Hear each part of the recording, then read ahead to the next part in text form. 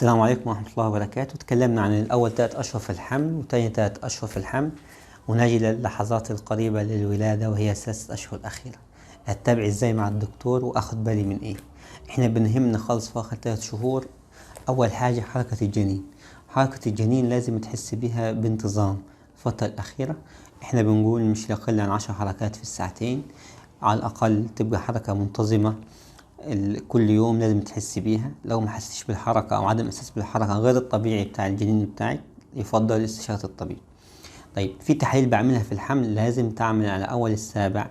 نعمل تحليل أنيميا وسكر وبول، نطمن على الأنيميا، في أنيميا أو مفيش أنيميا، ونعمل أشعة تلفزيونية نطمن على الجنين وضعه والمية بتاعته. وبنتابع، إحنا قلنا كل شهر، ولغاية أول التاسع بنتابع كل أسبوع.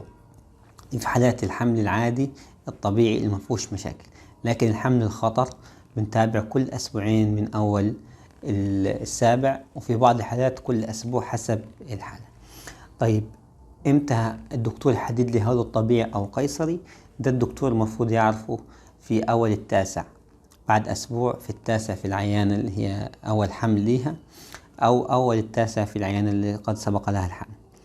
لكن ما قبل ذلك أي دكتور ينصح بغير طبيعي أو قيصري بدون معرفة الحالة يفضل الانتظار حتى التاسع.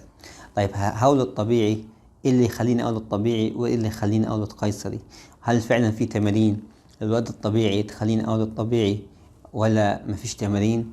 هل لو أنا عايز قيصرية هولدها أحسن في نص التاسع ولا آخر التاسع ولا أولدها أول التاسع؟ ده اللي هنعرفه في الفيديو القادم، والسلام عليكم ورحمة الله وبركاته.